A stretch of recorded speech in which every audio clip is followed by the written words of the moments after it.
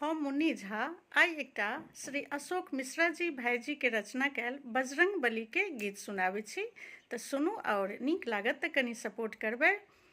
से बिलाऊं चरनी हम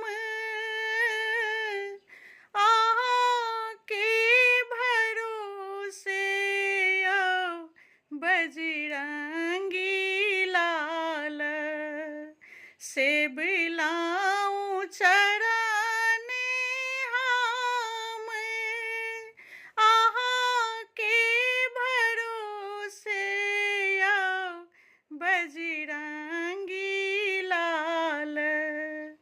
कऽ दियौ हमरो उद्धार यौ बजरंगी लाल। कऽ दियौ हमरो उद्धार यौ बजरंगी लाल। सुनियौ पुकारे हमरो हरियौ संकट यौ बजरंगी लाल। संकट मोचन अहाँ हनुमान यौ बजरंगी लाल। संकट मोचन अहाँ हनुमान यौ बजरंगी लाल। कऽ दियौ हमरो उद्धार यौ बजरंगी लाल। जानी नहीं मंत्र जाप, जानी नहीं पूजा यौ बजरंगी लाल। जानी नहीं जप तप, जानी नहीं पूजा यौ बजरंगी लाल। जानी हम आही केरा नाम यौ बजरंगी लाल। जानी हम आही केरा नाम यौ बजरंगी लाल। से बिलाऊं चरनी हम आहाँके भरोसे यौ बजरंगी लाल।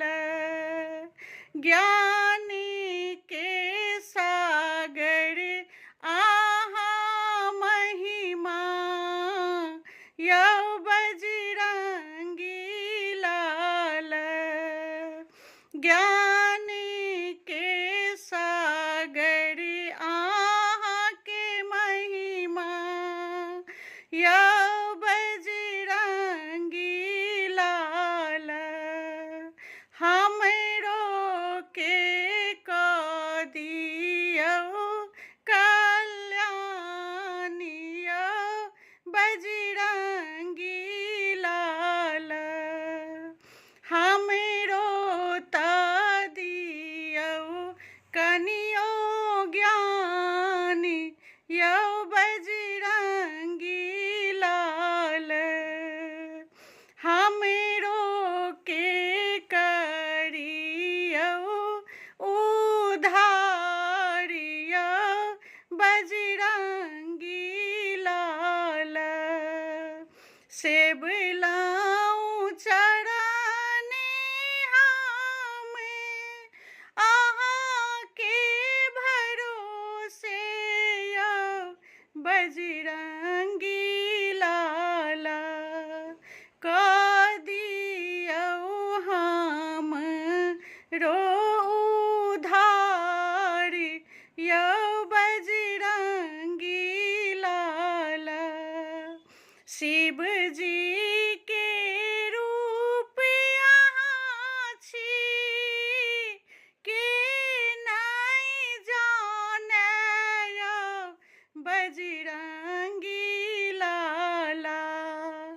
शिव जी के रूप अहाँ छी के नहीं जाने यौ बजरंगी लाला।